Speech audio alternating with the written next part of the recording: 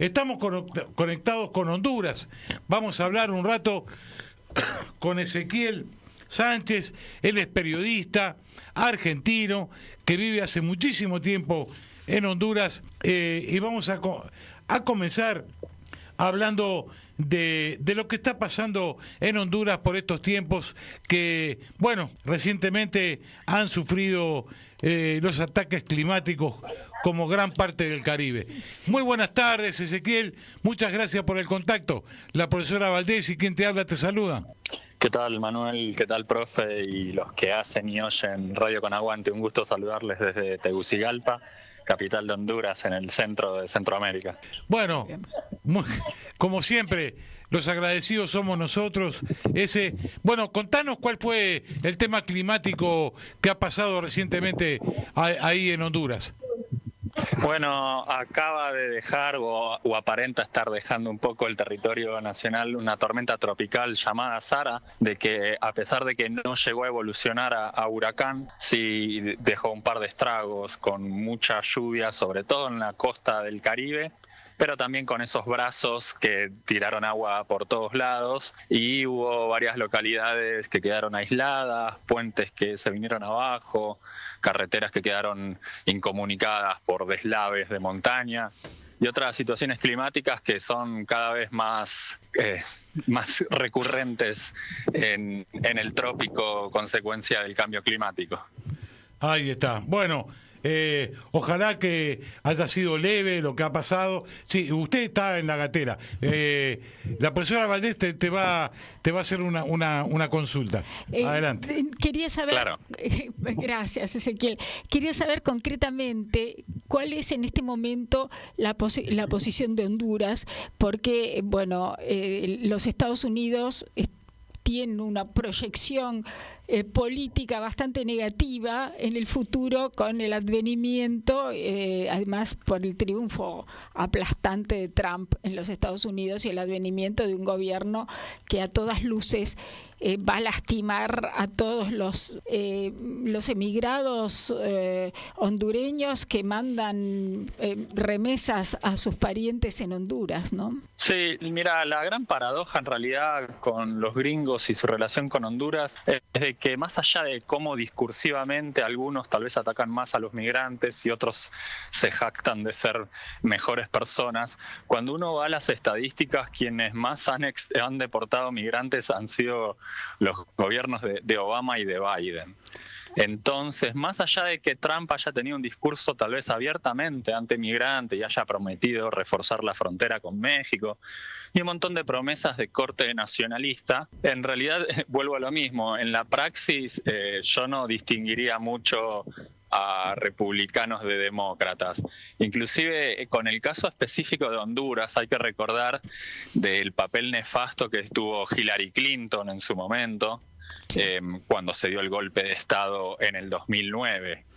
Y después, la embajada siempre han tenido también un papel nefasto más allá de quién estuviese en la Casa Blanca.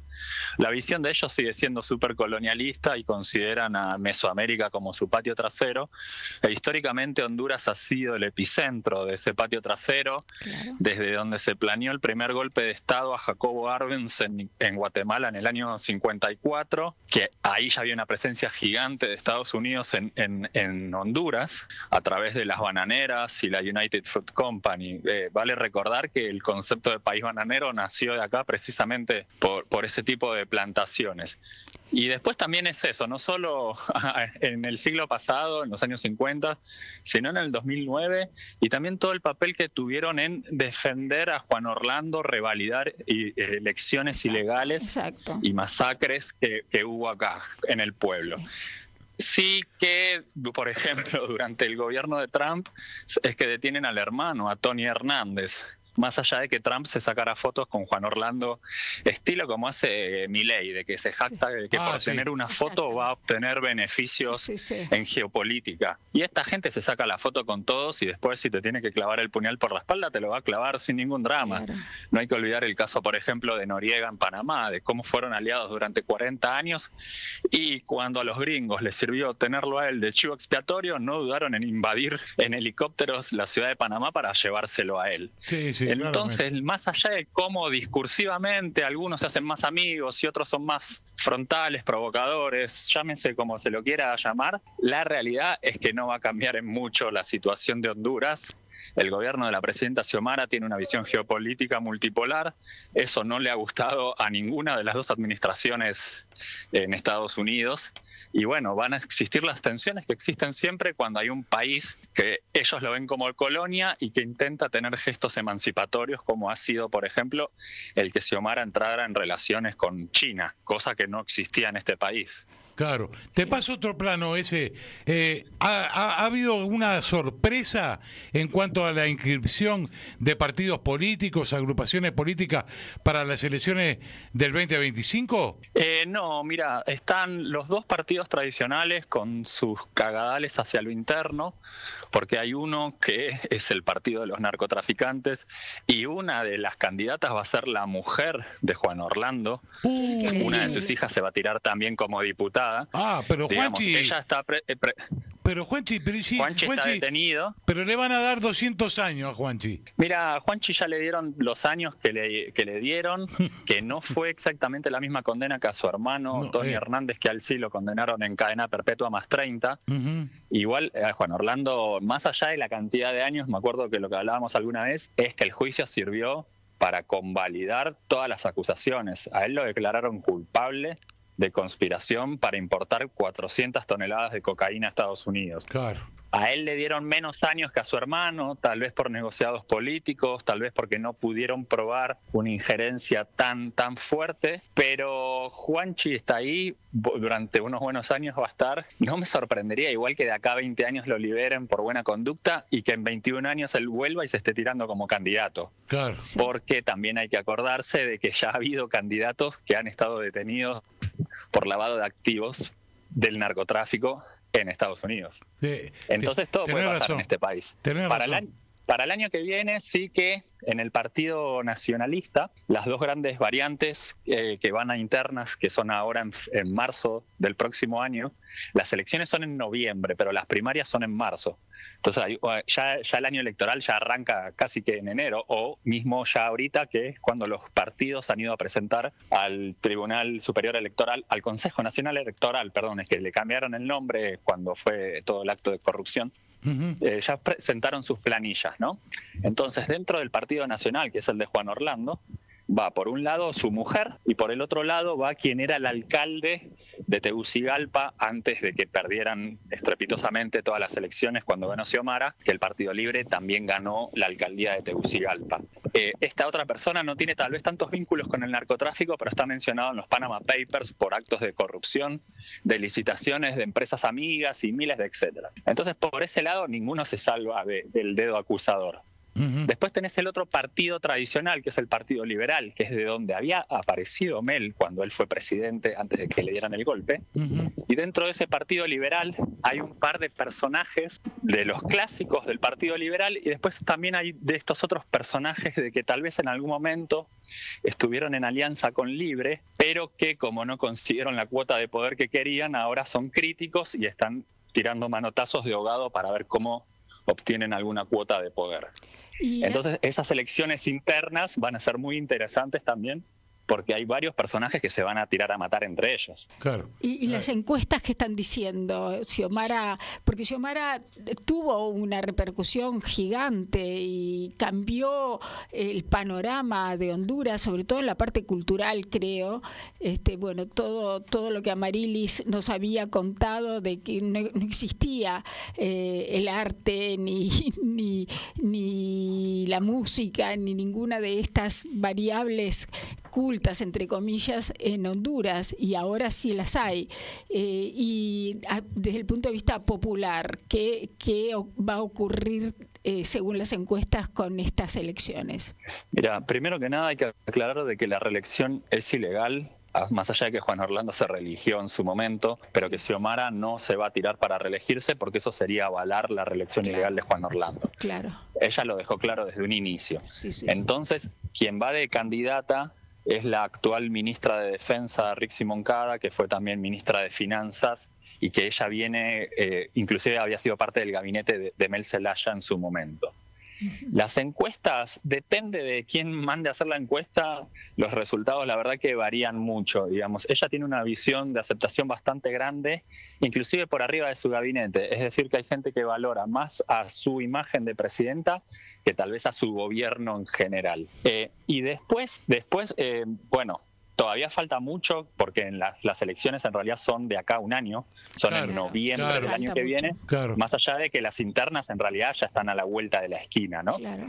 Y también hay que tener mucho en cuenta de que los medios que tienen su sede sobre todo en Tegucigalpa y en San Pedro Sula, que son los dos polos políticos y económicos más fuertes, son una maquinaria propagandística de las 10 familias, como se les ha llamado acá, que son las que controlan el verdadero poder hegemónico, el poder económico, y que obviamente no quieren perder una pizca de su status quo y le están haciendo la vida imposible a Xiomara y a su gobierno, que entre otras cosas ha querido sancionar, por ahora sin éxito, una ley de justicia tributaria para que estas familias, que son las que más riqueza producen, paguen impuestos proporcionales a esa riqueza. Porque en realidad el Estado de Honduras es un Estado casi que saqueado por los narcotraficantes, endeudado terriblemente. Creo que cuando a Mel le dan el golpe, la deuda con el FMI era de 3.000 millones y ahorita la dejaron en como 20.000 millones, para que se hagan una idea. Entonces están todos estos compromisos que el gobierno no va a dejar de honrar, más allá de lo ilegítimo que puede haber sido esa deuda,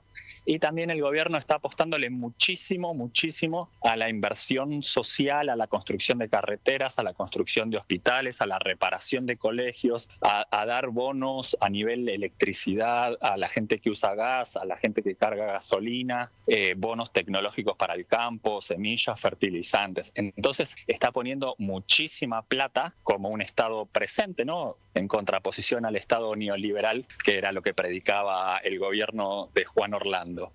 Entonces, más allá de que tal vez estas cajas de resonancia televisivas van y le ponen el micrófono a cierta gente que se queja de todo y que te dice que son iguales, porque un poco lo discursivo ha sido intentar igualarlos, decir que el gobierno de Juan Orlando es igual al gobierno de Xiomara.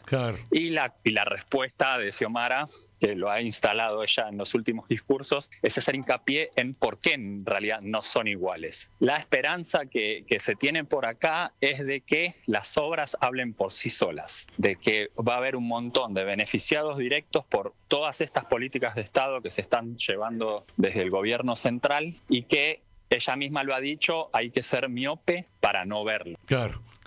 Ahora, te hago una última pregunta, y agradeciéndote, como siempre, que pueda salir al aire con nosotros.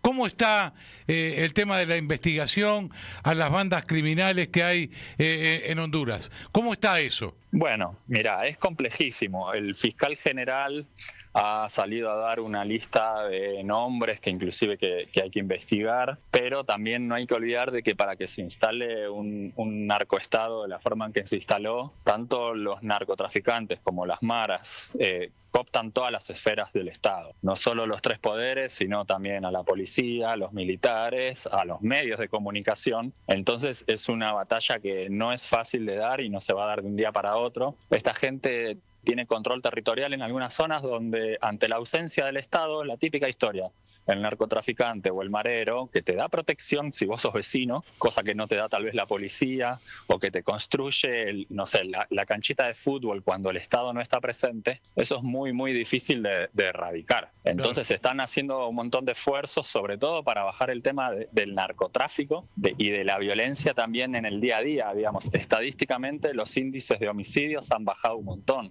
Hubo una época, hace unos años, donde Tegucigalpa y San Pedro Sula estaban en el top 5 de las ciudades más violentas del mundo. Eso empezó a bajar igual ya con los últimos años de Juan Orlando, porque él impartió una especie de pax romana, una falsa paz, de que o estabas con él o no estabas. Entonces, la mayor tasa de homicidios se suele dar en general cuando hay pelea por el territorio, cuando no hay ninguna de las dos bandas que esté definido en ese control territorial. Y ahí es donde empieza el fuego cruzado y donde empieza a haber un montón de víctimas inocentes, ¿verdad?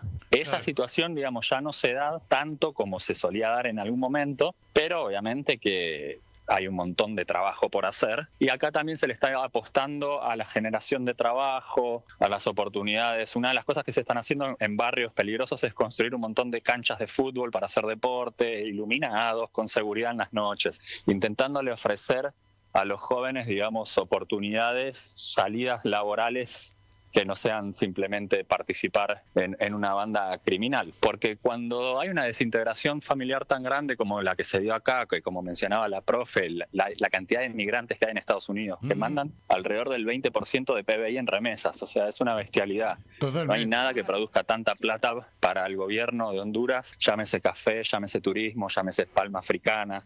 No hay nada que se equipare a la exportación de mano de obra precarizada. Entonces, en estas familias muchas veces son los abuelos los que se terminan quedando cuidando a los hijos, criando a los nietos, y ante la escasez de trabajo es muy fácil cooptar a niños y adolescentes en negocios ilícitos. Entonces, romper esa dinámica cuando ya, digamos, ha cooptado tanto la lógica familiar y la lógica barrial, eso son un montón de años de políticas de Estado acertadas. Totalmente. Claro. Se está intentando caminar en esa dirección, pero ella misma ha dicho, y no solo en el tema de la violencia, sino en general, de que ella está viniendo a poner las bases para la refundación. Es como citando un poco a Néstor cuando él dijo que estaba recién empezando a salir de los infiernos, no me acuerdo qué número de infiernos de Dante, Sí. no, digamos.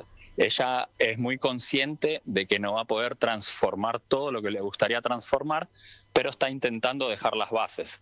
Porque además es esto, no hay reelección, son 4 años de gobierno. El primer año fue más que nada de rescatar las instituciones, de abrir las puertas del Estado y decir, bueno, ¿cómo hacemos para revertir este terrible quilombo que nos dejaron? ¿No? Digamos, un montón de concesiones ya establecidas que tampoco vos podés tirar de un día para otro porque necesitas tal vez mayoría calificada en el Congreso, cosas que no se tienen.